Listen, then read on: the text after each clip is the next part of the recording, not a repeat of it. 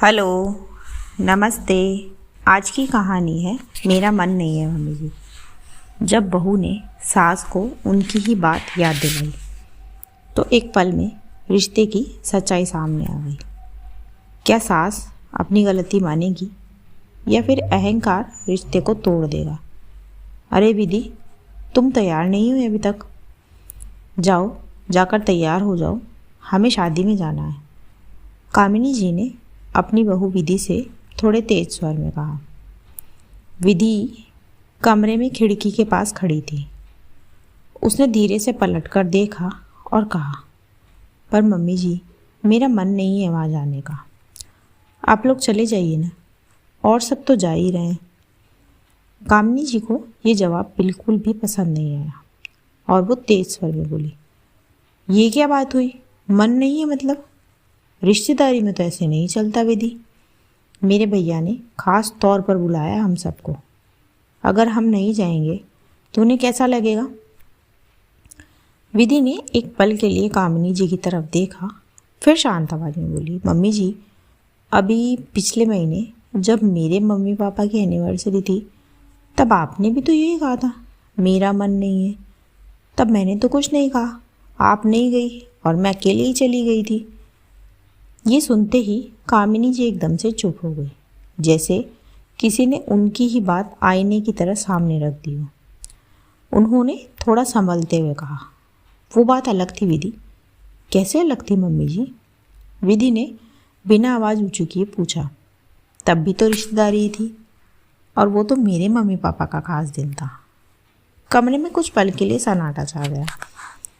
कामिनी जी को समझ नहीं आ रहा था कि क्या करें।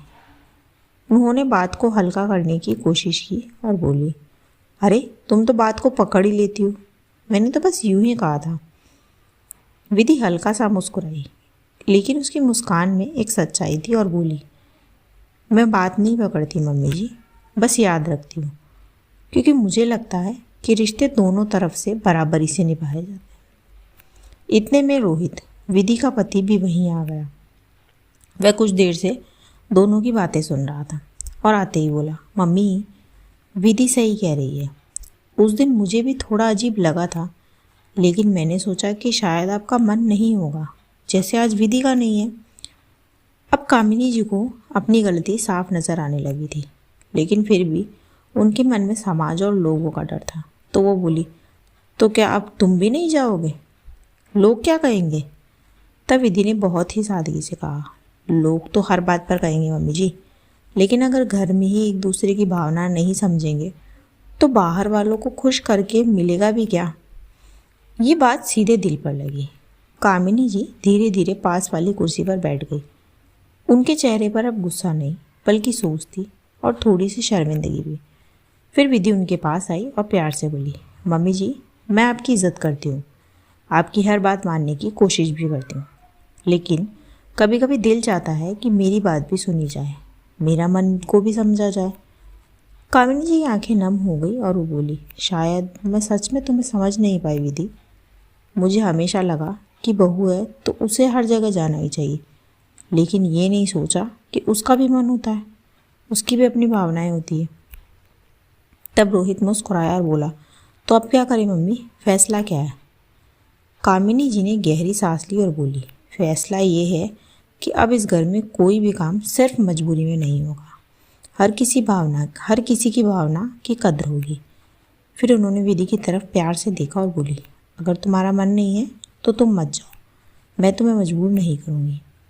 विधि की आंखों में सुकून साफ दिखाई दे रहा था। फिर वो बोली, थैंक यू मम्मी जी, बस मुझे यही चाहिए था। थोड़ी देर बाद विधि चुपचाप अपने कमरे में गई।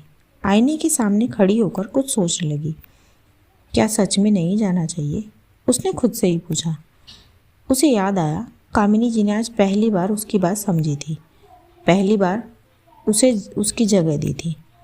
कुछ ही देर में विधि मुस्कुराते हुए बाहर आई और बोली, मम्मी जी। कामिनी जी ने देखा विधि तैयार हो चुकी थी। अरे तुम तो कह रही थी नहीं जाओगी, कामिनी जी ने पूछा। तब विधि ने हंसते हुए कहा, अब मन से जा रही मम्मी जी, मजबूरी में नहीं। कामिनी जी के चेहरे पर भी सुकून भरी मुस्कान आ गई और विधि बोली, और मैं भी आज दिल से जाऊंगी और वादा करती हूँ अगली बार तुम्हारे मायके में कोई भी फंक्शन होगा तो सबसे पहले मैं ही तैयार रहूँगी। तब रोहित ने मजाक में कहा, बस ये वादा रिकॉर्ड हो गया है मम्मी, बाद में मुकरना मत। और तीनों हंस पड़े। उस दिन सिर्फ एक शादी में जाने का फैसला नहीं हुआ, बल्कि एक रिश्ते में समझ, बराबरी और अपनापन भी जुड़ गया। दोस्तों, रिश्ते निभाने से नहीं, समझने से मजबूत होते हैं। जब हम सामने वाले के मन को भी उतनी ही अहमियत देते हैं जितने अपने फ़र्ज को, तभी घर में सच्ची खुशी आती है। इसी के साथ कहानी यहीं ख़त्म होती है। कहानी आपको कैसी लगी मुझे कमेंट बॉक्स में ज़रूर बताएं। ऐसी ही भावनात्मक कहानियाँ सुनने के लिए मेरे चैनल को अभी सब्सक्राइब कर लें। मैं मिलती हूँ आपसे अगली कहानी में। तब तक अपना और अपने परिवार का रखिए ख्याल। थैंक यू सो मच दोस्तों। Thanks for watching.